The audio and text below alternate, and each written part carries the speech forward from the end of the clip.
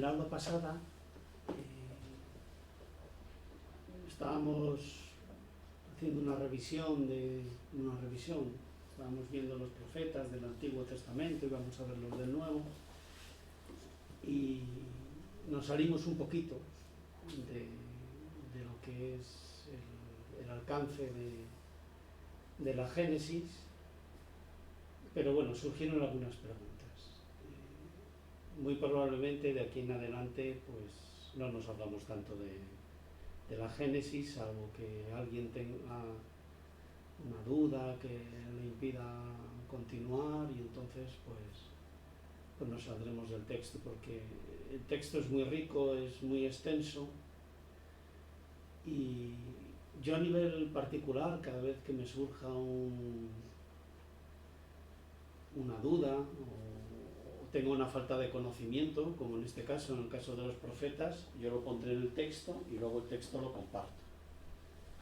Y lo podemos leer, lo podemos hablar, pero en el sentido de que el aula sea un poco más ágil, pues no nos desviaremos tanto, aunque yo creo que este ejercicio que hemos hecho, con todas las lagunas que tiene, porque habría que conocer muy bien la historia del pueblo hebreo para poder entender todo lo que aquí hemos encontrado, pero bueno, como una pequeña pincelada, por lo menos sabemos que en todos los siglos, desde Moisés, hubo profetas, que el mensaje, y que el pueblo hebreo pues conservó ese mensaje hasta la llegada de Jesús.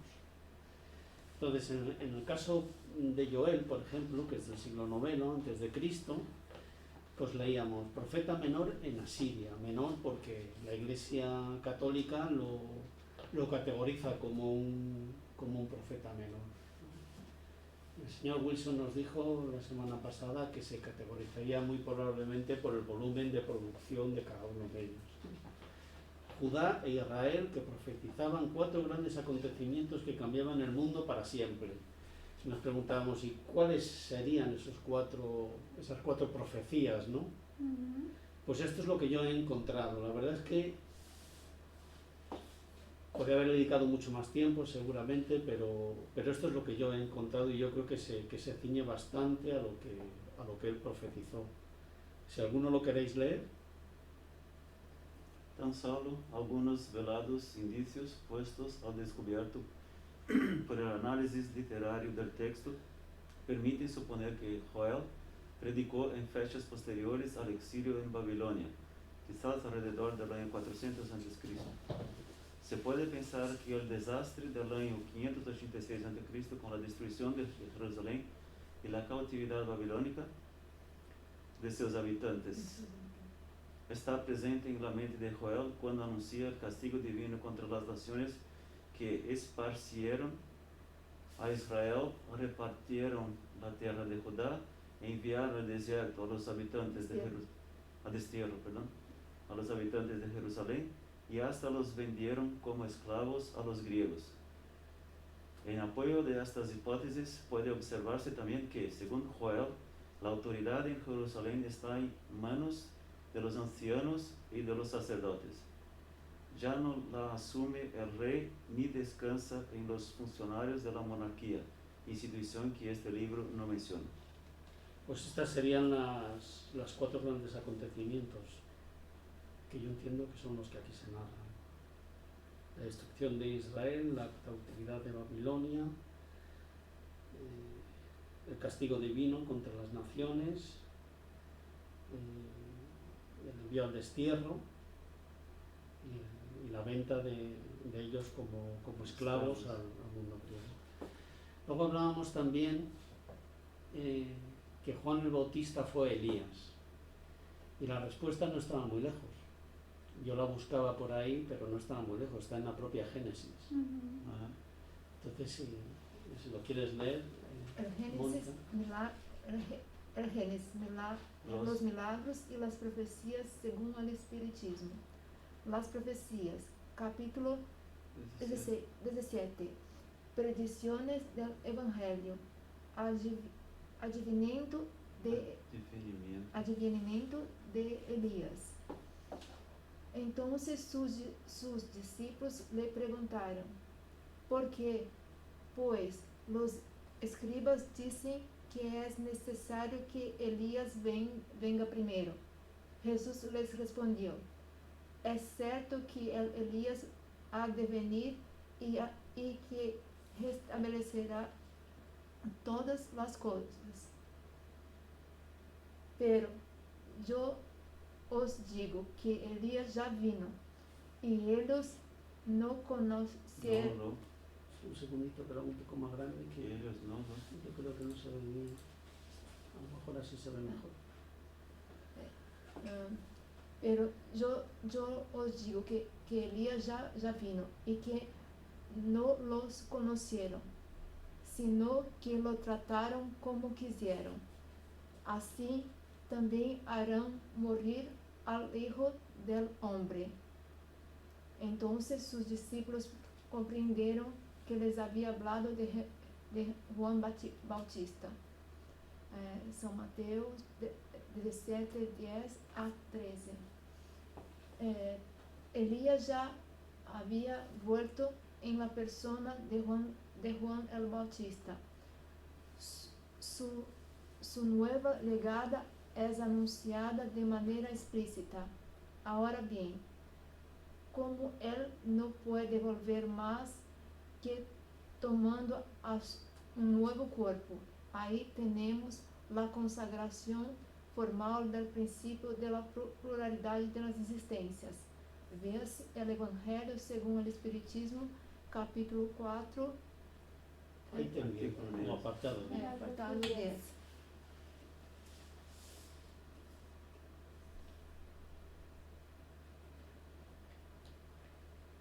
Teníamos otra duda más arriba. A ver. Sí, aquí. Hablábamos de si Natán era hijo o no de David. Sí. Bueno, pues aunque la Wikipedia dice que sí, es que no. No. Y además era un profeta que corregía, bueno, no sé si la palabra exacta sería corregir, pero bueno, que apuntaba aquello que decía Moisés, ¿no?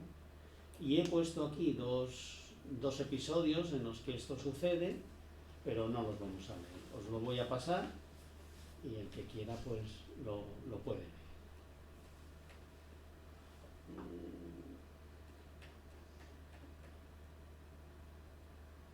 También tenía la hermana o madre de Moisés, ¿no? La hermana Miriam, Sí. Que al final le cuidó de él, ¿no? sí, Y al final era madre. Era madre, ¿no? Está escrito ahí, ¿no? Pero Que Ruth dijo que tenía una versión que decía que era la madre, que no quería decir que tenía... sí, que decía que la madre era la esposa del faraón. Bueno, eso lo dijo el señor Wilson, que lo había leído en algún libro espírita, sí. sí, pero sabes que yo pregunté a una amiga sobre eso y ella que está muchos años en el espiritismo, dijo que es posible que lo que se Wilson dijo es verdad, sea verdad, porque los faraones tenían muchos hijos fuera del casamiento. Pero nunca trataban iguales. No, entonces, pero que sí, que a lo mejor la madre pudiera haber hecho la cosa de poner que hay versiones, ¿no? Entonces, que esa versión que el señor Wilson dijo, sí que hay algunas personas que entienden que sí. El señor Wilson lo leyó de un libro espírita, mediúnico, con lo cual Sí. entendemos que es así. Outro fator também que deve ser considerado é que os filhos do faraó,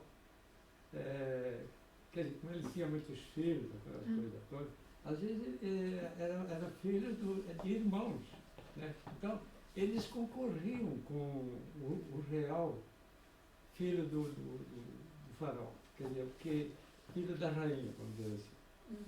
Então, o que acontecia? Isso aí era comum.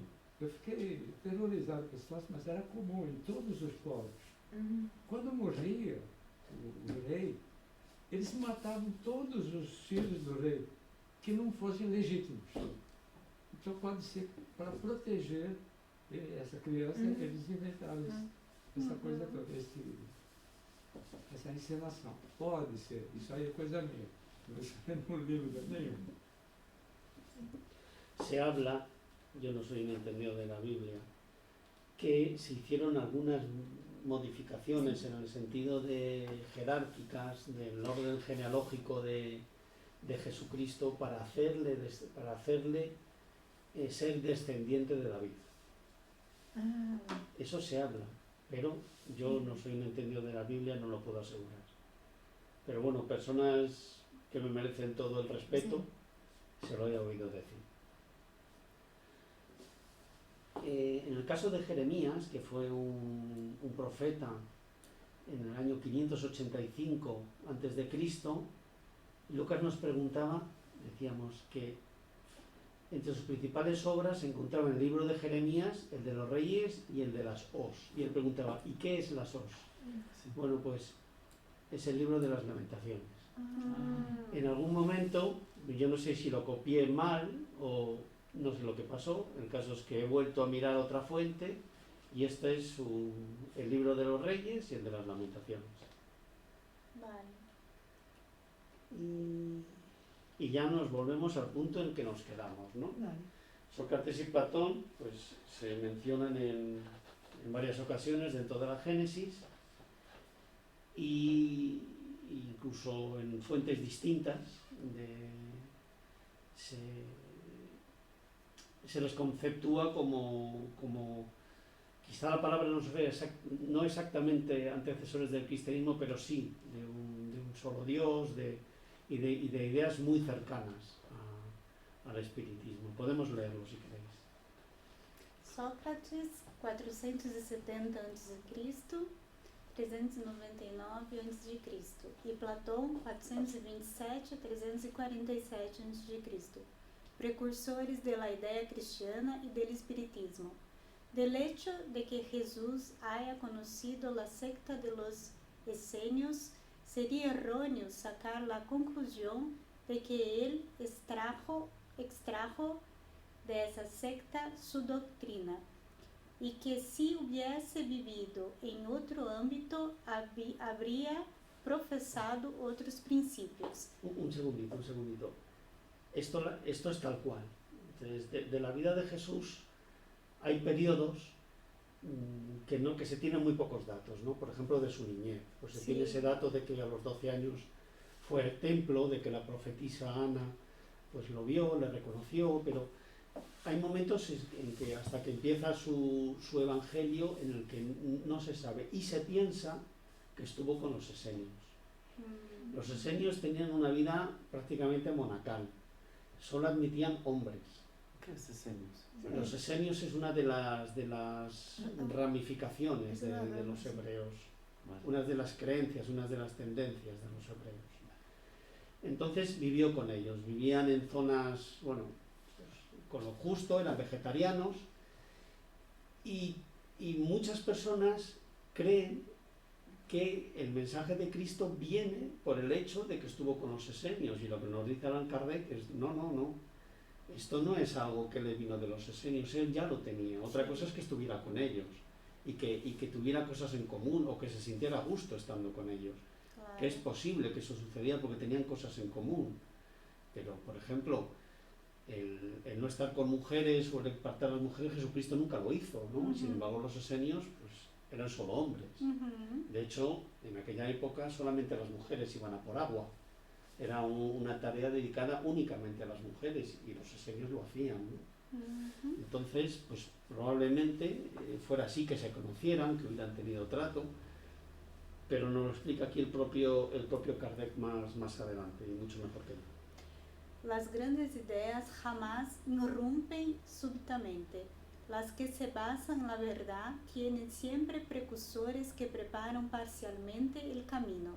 Después, cuando llega el momento, Dios envía a un hombre con la misión de resumir, coordinar y completar los elementos esparcidos y formar con ellos un cuerpo de doctrina. De ese modo, como la idea no surge bruscamente, cuando hace su aparición encuentra espíritus dispuestos a aceptarla. Así ha sucedido con la idea cristiana, presentida muchos siglos antes de Jesús y los esenios, y cuyos principales principales precursores fueron Sócrates y Platón.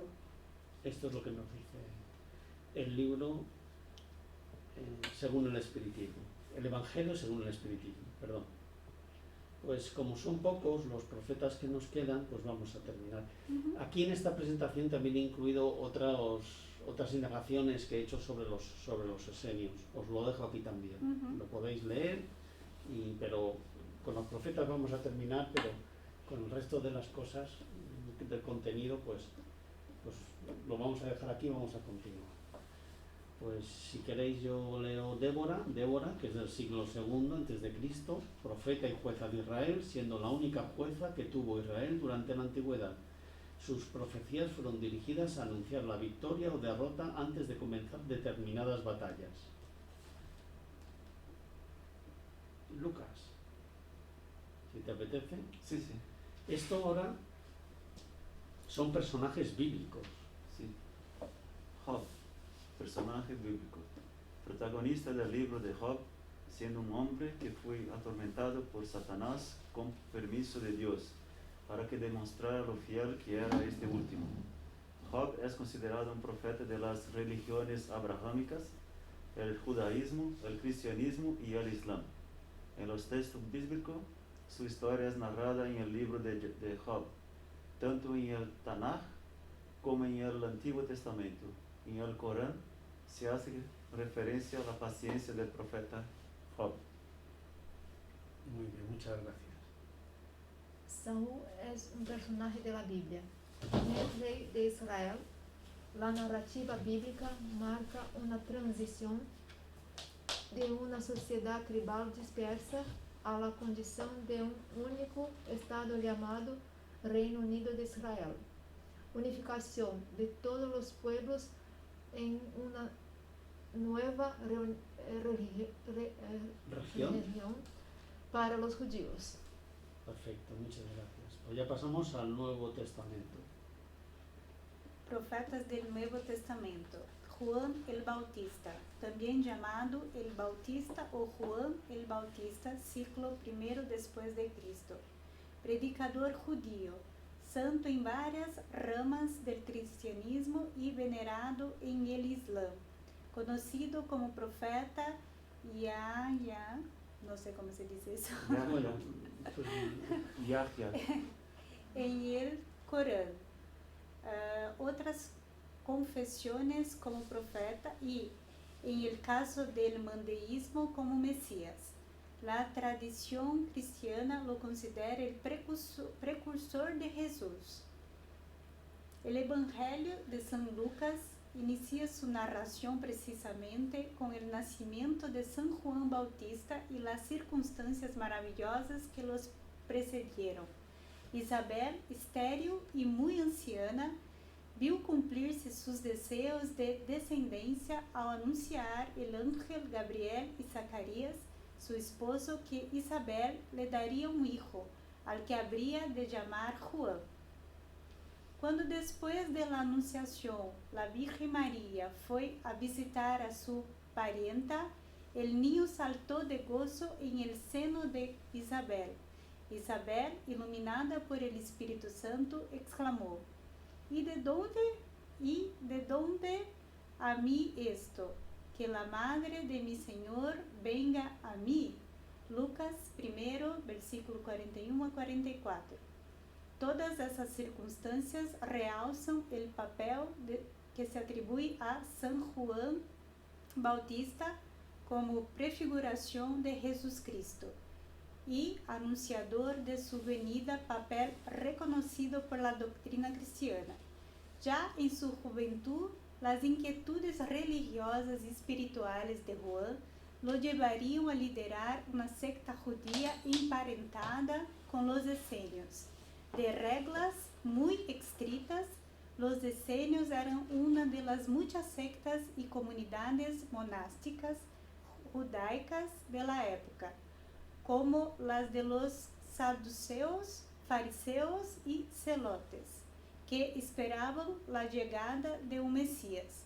Entre los esenios había un grupo llamado de los bautistas, que daba gran importancia al rito bautismal. Gracias a los evangelios se conoce la historia del grupo liderado por Juan Bautista, que llevaba una vida ascética en el desierto de Judá, rodeado por sus discípulos. Hacia el año 28, Juan el Bautista comenzó a ser conocido públicamente como profeta.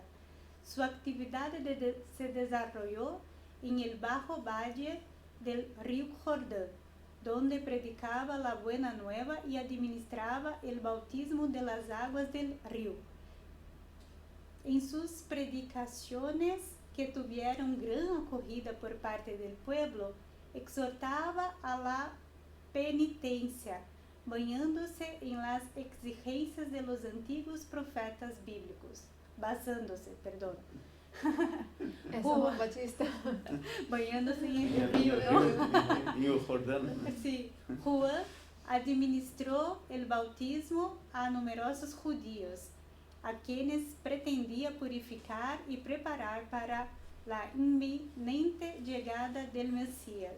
La penitencia que predicaba no debía ser meramente formal y externa, sino que tenía que comportar un auténtico cambio en la forma de vivir y de actuar. Poco después de la iniciación de su ministerio, Jesús de Nazaret recibió el bautismo de manos de Juan, pese a que el Bautista no quería hacerlo, aduciendo que soy yo quien debería ser bautizado por ti.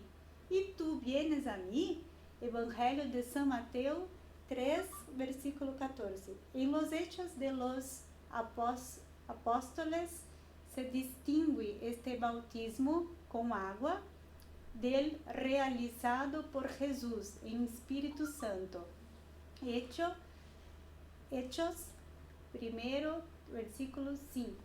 En tono mesiánico del mensaje del Bautista inquietó a las autoridades de Jerusalén, y Juan fue encarcelado por Herodes Antipas, tetrarca de Galilea, cuyas inmoralidades había denunciado. San Marcos narró en su Evangelio 6, versículo 14 a 29, la muerte de San Juan Bautista. Salomé, hija de Herodes, la esposa de Herodes Antipas, pidió al tetrarca, por indicación de su madre, la cabeza del profeta que le fue servida en una bandeja.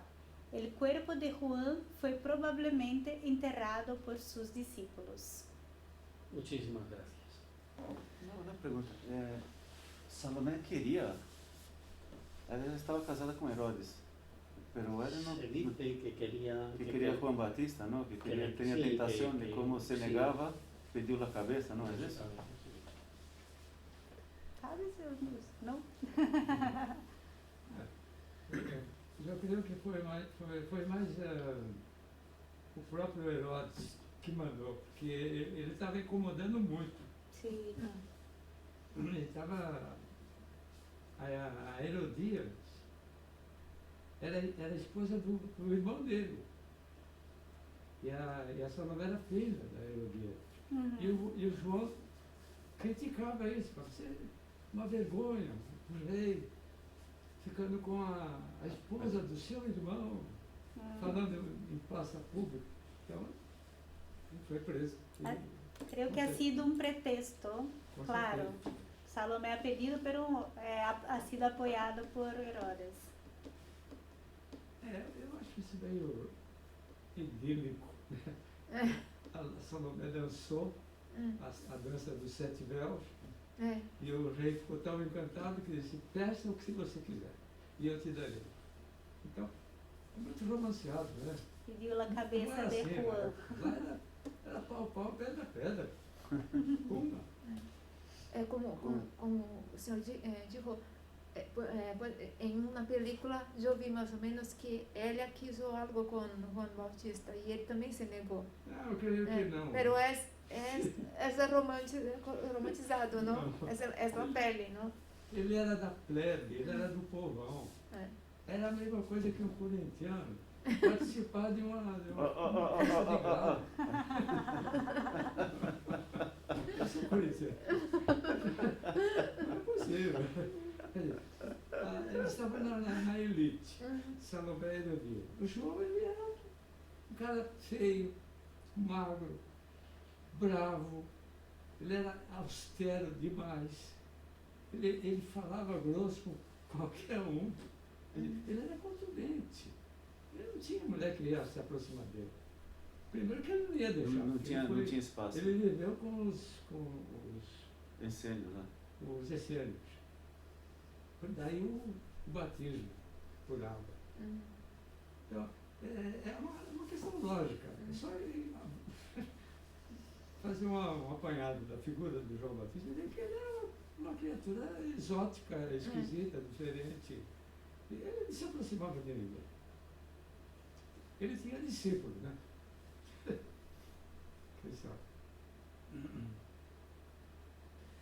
Muy bien. Pues hemos pasado toda la parte de los esenios, que lo podéis leer, no os llevará mucho tiempo. Y pasamos a Simeón. Fue una de las primeras personas en afirmar que Jesús era hijo de Dios.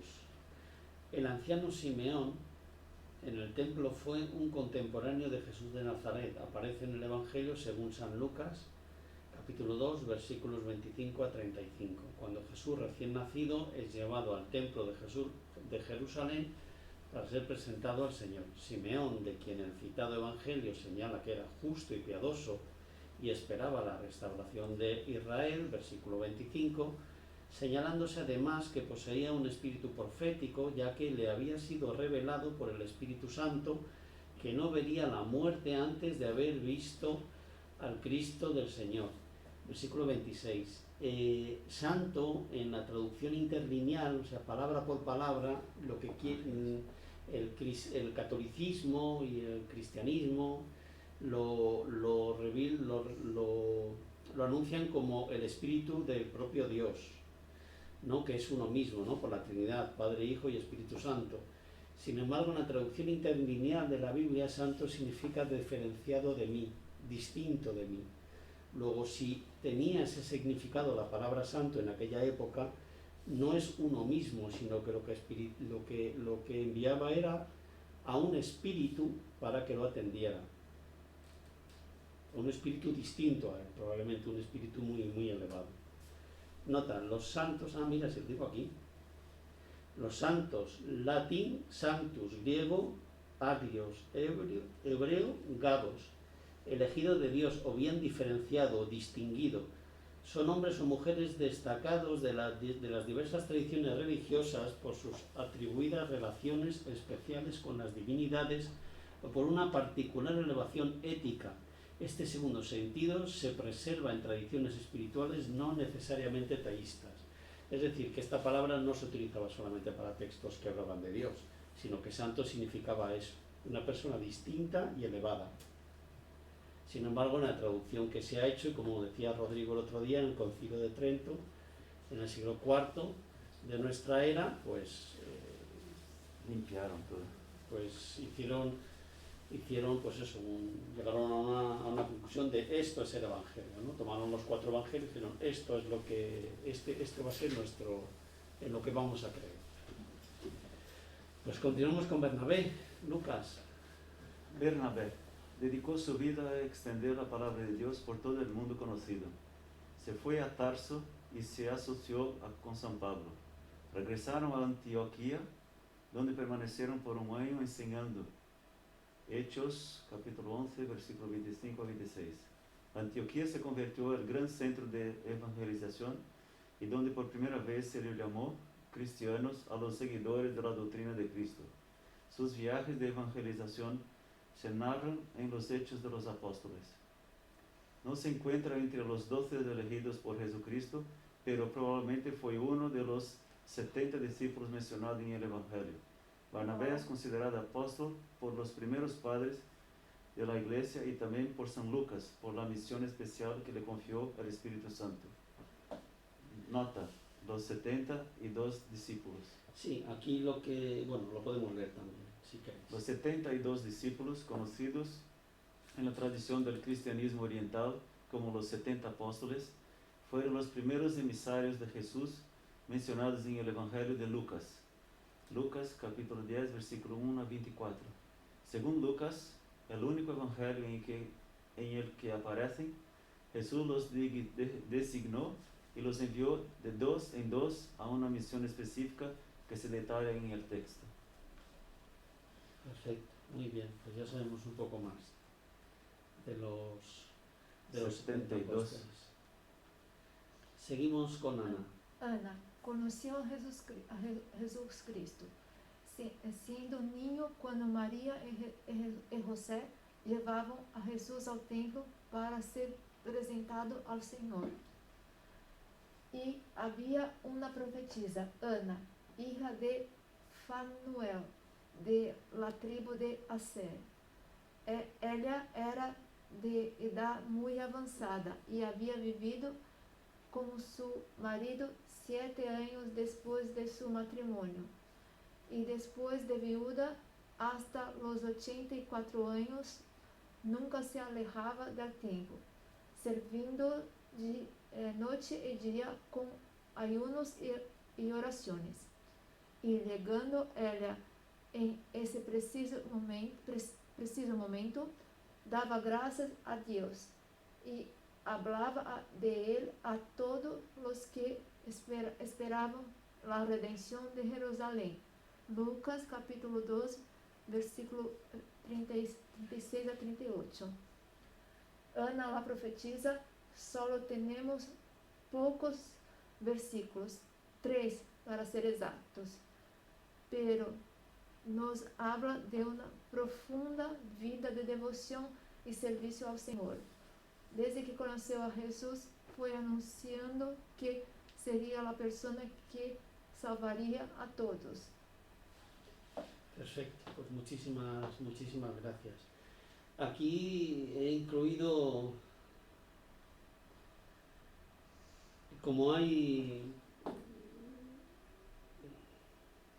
discusión sobre si Jesucristo era o no hijo único, pues aquí he incluido un pequeño texto, pero lo mismo.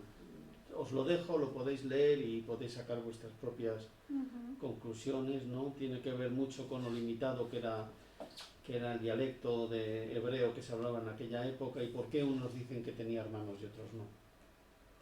En realidad, para el mensaje en sí mismo, tanto da que los tuviera que no.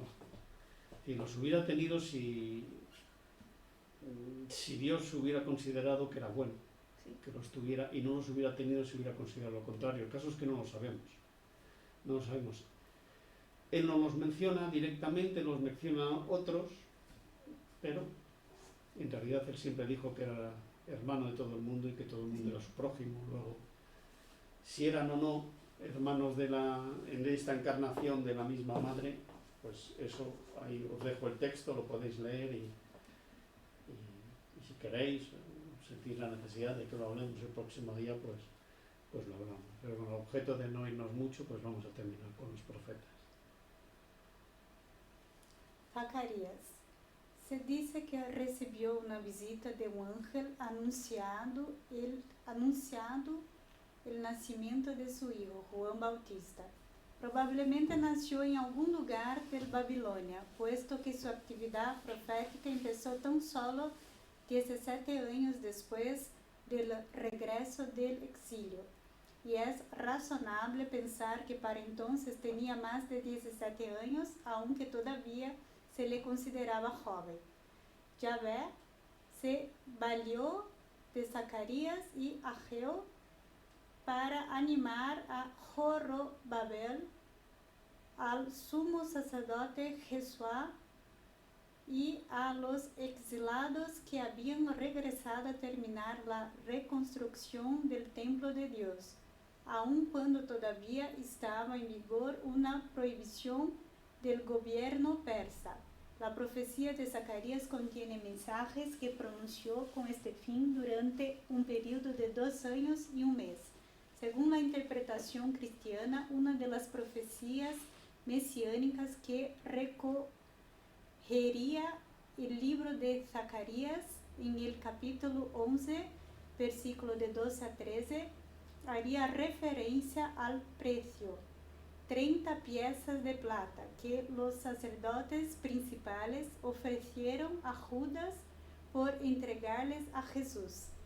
Ver el Evangelio de Mateo en el capítulo 26 y versículo 15. Muy bien, muchas gracias. Vamos con Silas, compañero de San Pablo en sus viajes para expandir la iglesia cristiana. La primera noticia que se tiene de Silas, la de San Lucas, Hechos de los Apóstoles, capítulo 15, versículos 22 a 35, al final de la narración del Concilio de Jerusalén, a partir de entonces juega un papel importante en la difusión del Evangelio en el mundo griego, aunque siempre al lado de San Pablo. Terminada la discusión del problema planteado por la actuación de San Pablo al admitir a los gentiles en la iglesia sin exigirles la circuncisión, esto está muy bien descrito en el libro Pablo y Esteban, perdón. Se decide elegir entre los hermanos a los que han de acompañar a Pablo y Bernabé a Antioquía para llevar el decreto del concilio y comunicar la palabra de lo allí decidido, entiendo que debería decir. Tal decisión era necesaria ya que de otro modo los elementos subversivos, los judaizantes o judeocristianos podrían acusar a Pablo y Bernabé de falsificar lo allí tratado. Los elegidos son Judas, Barsabas y Silas. En la elección interviene toda la iglesia con los apóstoles a la cabeza. Bueno, pues vamos a continuar. Ya hemos terminado con los apóstoles. Vamos a continuar un poquito con lo que viene siendo el capítulo 1 de la Génesis. No sé si queréis comentar alguna cosa o...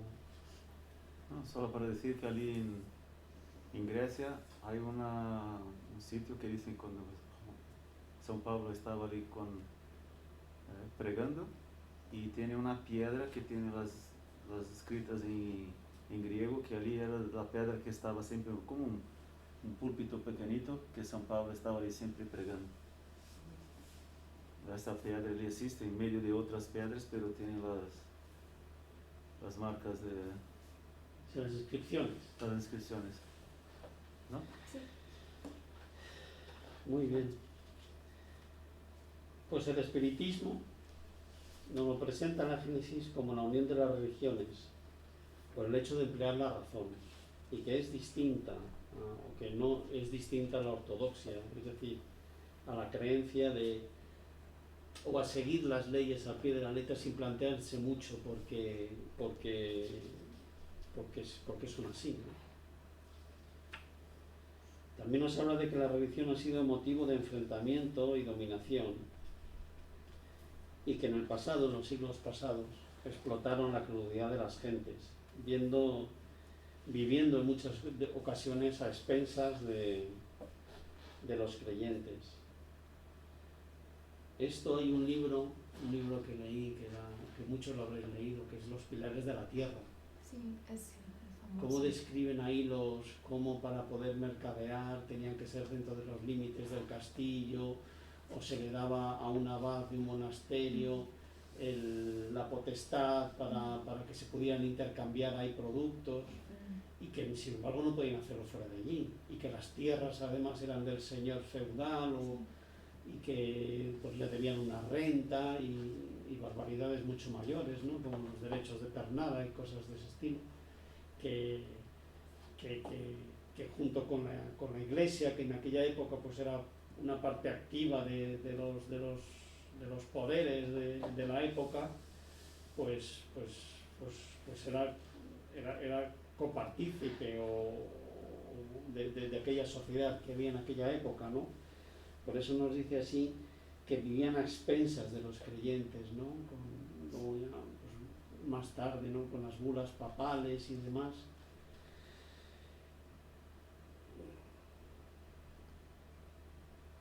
Y nos alerta también la Génesis de los falsos profetas, que esto además lo encontramos en el Evangelio de San Juan, en el capítulo 4, versículo 1, que dice: comprobad los espíritus si son de Dios. Esto lo hemos hablado, bueno, Yo creo que creo recordar que en alguna reunión de las que mantenemos los lunes, Rodrigo también lo ha mencionado, ¿no? O ahora que estamos viendo la clasificación de los espíritus, cómo existen los pseudosabios y aquellos que pretenden ser una cosa y son otra, o que aparentan una cosa pero que su intencionalidad es otra, ¿no?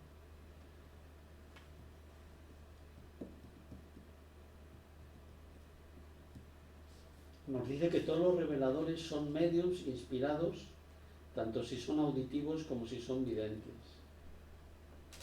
Nos dice que los espíritus puros transmiten los mensajes directamente de Dios. Esto también lo hemos visto. Mira, ha venido bien que viéramos la clasificación de los espíritus. De todas maneras, yo, en esto de las clasificaciones de los espíritus, es como clasificar a una persona. Todos tenemos nuestras luces y nuestras sombras. Entonces, toda clasificación siempre es complicada. Sí.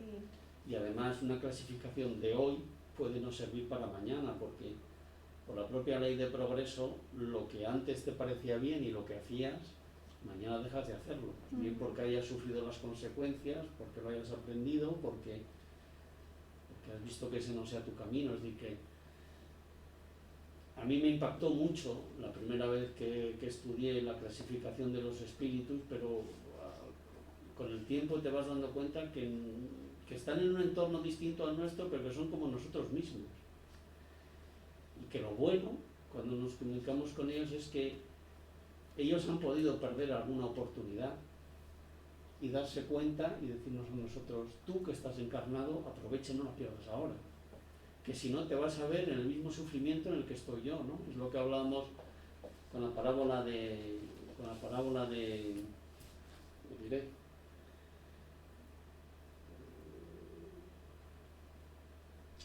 ¿cómo se llama el amigo de Jesucristo?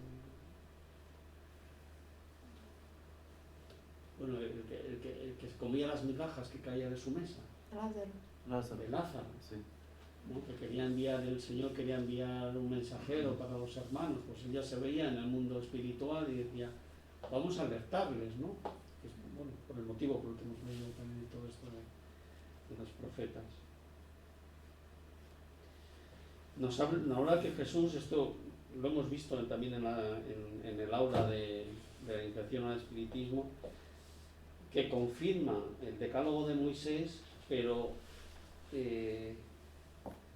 abolide lo que son todas las normas civiles, ¿no? Porque las normas civiles estaban adaptadas a una sociedad de aquella época, que no podía transmitirse, o que hoy en día aplicar las leyes de Moisés, las civiles me refiero, pues no tendría sentido, ¿no? Porque eran, pues no sé, muy sanguinarias, muy...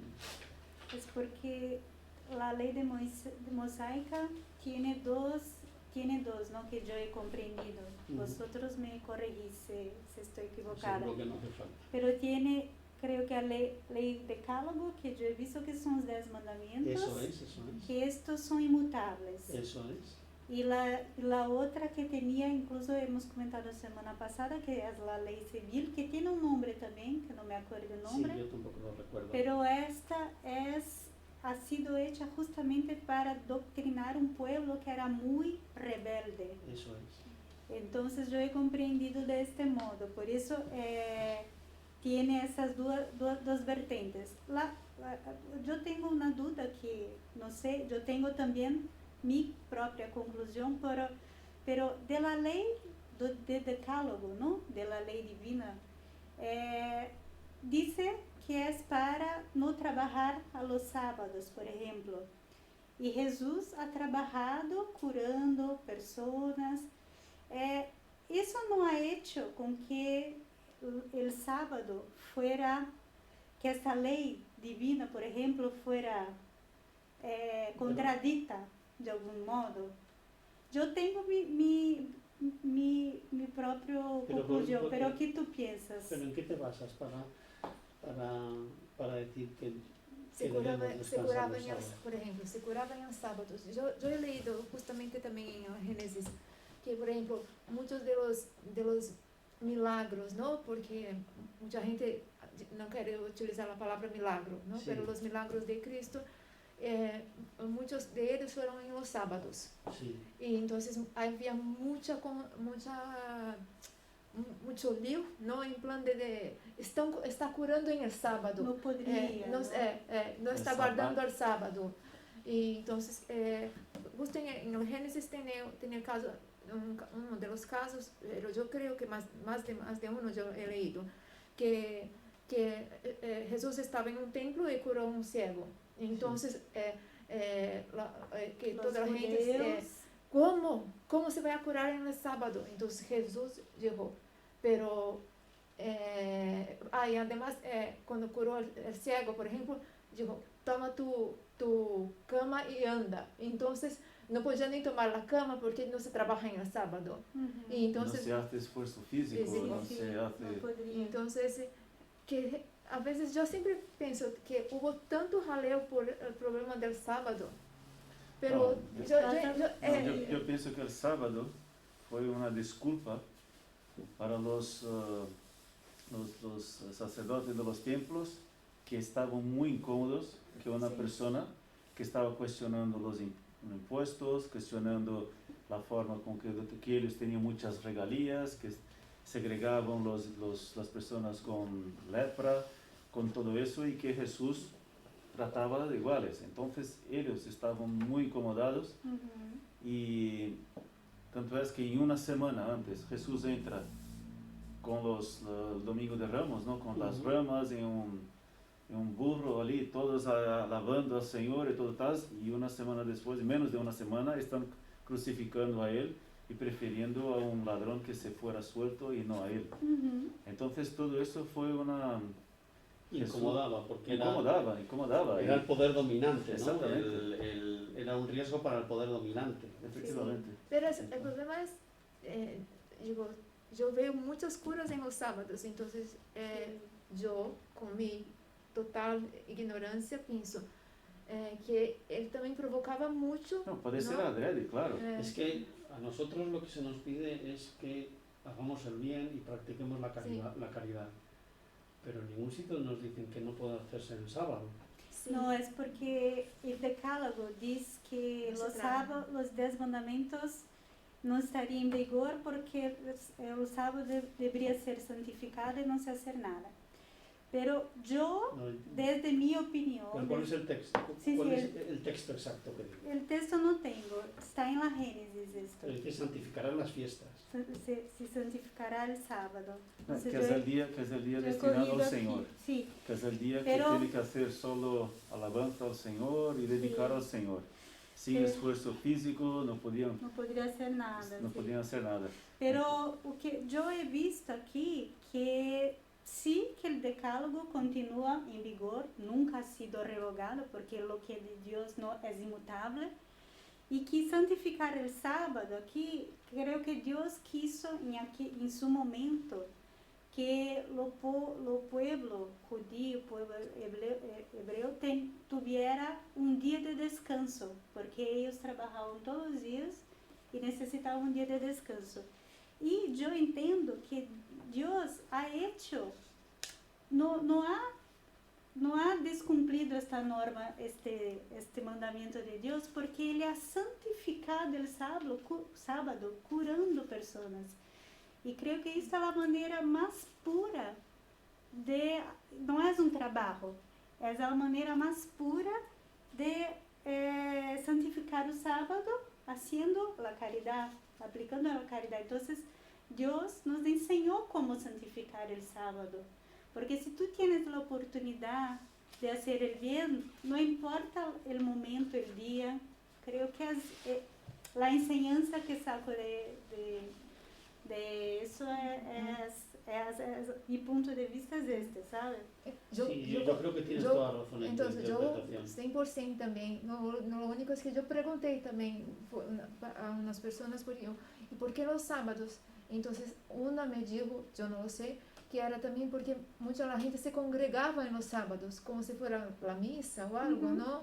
Entonces estaban en los templos y no sé qué. Entonces cuando Jesús pasaba y hacía los milagros, entonces ya cogía la voz porque mucha gente presenciaba los milagros, Sí.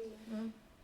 Mira, yo que siempre lo aprendí como santificarán las fiestas, Ujú. no los sábados, É, precisamente, pero sino las fiestas. El sábado. es el sabático. El sábado. Y os cuento, para el pueblo judío, la tarde del sábado,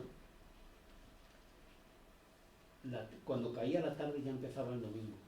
Era distinto a como lo entendemos nosotros. Lo digo Sí. porque yo me quise casar el sábado, entonces como me casé el sábado por la tarde, pues pude hacerlo. Y porque ya se consideraba domingo porque, bueno, pues el obispo de aquella zona donde yo me casé, pues decía, solo se puede casar uno en domingo. Entonces el párroco de mi parroquia dijo, bueno, pero el sábado por la tarde ya lo consideraban es como los las judíos misas, ¿no? domingo. Sí. Las misas, si tú no quieres decir el domingo, puedes decir el sábado por la tarde. noche, Sí, ya es válida. Ya es Mi- válida. Mi interpretación, aparte de que la tuya me parece correctísima, tú no vas a dejar de hacerlo bien porque sea un sábado. Mi interpretación en santificar las fiestas es que es lo que decimos los espíritas, ¿no? O cualquier otra religión que busca que a lo largo de la semana tengas un momento para pensar en tu Creador. Sí. Sí. Eso es santificar las fiestas. ¿Cuándo es fiesta? Pues También. cuando dos o más se reúnen en mi nombre, que dijo Allí el estaré. Jesucristo, yo estaré entre ellos. Pero decir que eso tiene que ser el sábado, o sea, buscar una repetición cíclica, es precisamente lo que nosotros no queremos, lo que nosotros entendemos que no debe ser, porque nosotros lo que tratamos es de buscar la razón. Sí. ¿Por qué lo hago? Si yo hago una cosa cíclica, es porque yo entiendo, o la puntualidad de estas mismas aulas que celebramos, lo hacemos porque entendemos que hay espíritus que se toman el trabajo de estar con nosotros y de apoyarnos y de ayudarnos. Por eso lo hacemos de forma cíclica, pero hay un razonamiento detrás. Ujú. Si tú lo haces sin ningún razonamiento y lo haces solo de forma cíclica, como un acto de fe, estás volviendo a un estado un poquito de sometimiento, de decir, toda la semana es tuya, pero este momento me lo debes a mí. Eso es pues como los sacramentos de la Santa Madre Iglesia, que te obliga a ir los domingos a misa. Jesucristo no lo dijo, pero es un sacramento que está ahí. Y tú debes cumplir tanto los sacramentos como las normas, o sea, las bienaventuranzas, el decálogo de Moisés, todas las enseñanzas de Jesucristo, y además los mandamientos de la Iglesia, que es una entidad creada por el hombre, que hasta donde nosotros sepamos no está inspirada, sino que es una forma de sometimiento, lo que nos dicen aquí, un poquito apoyarse en la gente para decir, oye, si yo un día a la semana no me vine a la misa, pues es que tengo que cerrar la iglesia, pues es que no tengo ingresos. Viene un poquito por ahí. Mi interpretación es santificar las fiestas, es buscar un hueco a lo largo de la semana, pues para que des gracias del pan que te has comido durante toda la semana, para que des gracias por tus hijos, por la salud, por eso santificar las fiestas, que le des un A lo mejor un aspecto moral. A lo mejor es que antaño no tenía que ser así, tenía que ser así para que las personas parasen y rezasen o tener un hábito. O como tú mismo dijo. Como el mensaje que Mónica ahora ha hecho, preparado para el café, ¿no? Que al principio es una disciplina, pero después ya se hace a la voluntad, ya se hace una cosa más espontánea, ya se hace todo, pero antaño era mucho más difícil tener esa regularidad de pensar en el bien de todo. Los judíos hasta hoy, el sábado, no se trabaja. No. Hay personas, hay los judíos allí en São Paulo, que mi hermana vive. No apertan la... No, suben por la escalera. No Suben por la escalera, no pueden ir de ascensor. Pero fíjate, es que luego tienen, o sea, hay servicios esenciales que tú los tienes que mantener. Claro. Sí. La luz se tiene que encender, sea sábado o no. Sí. Entonces, ¿qué hacen? Acaban subcontratando o contratando a otras personas Que lo hago para que ellos. lo hagan. Entonces, ¿qué moralidad es esa?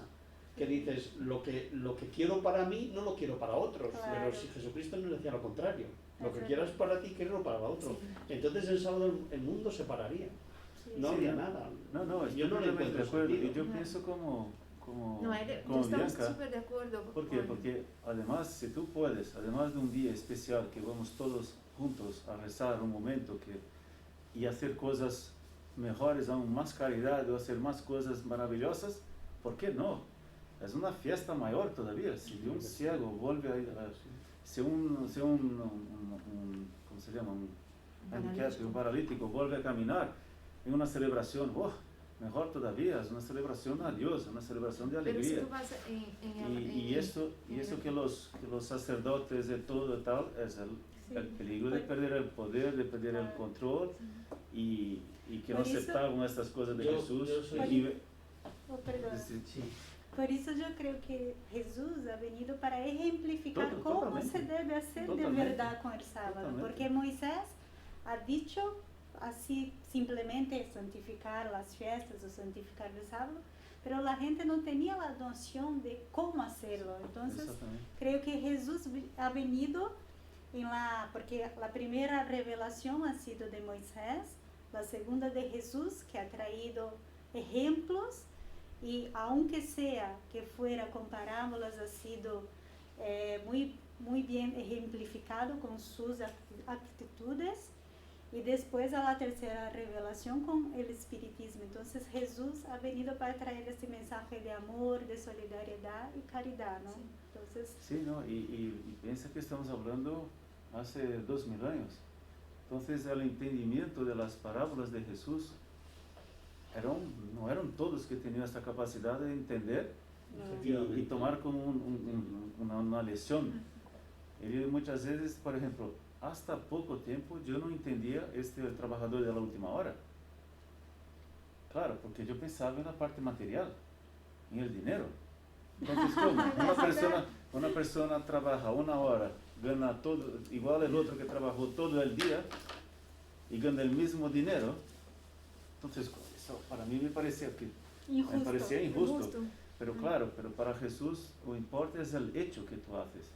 Es como se dice, la promoción a la próxima clase, ¿no? Pasar de año.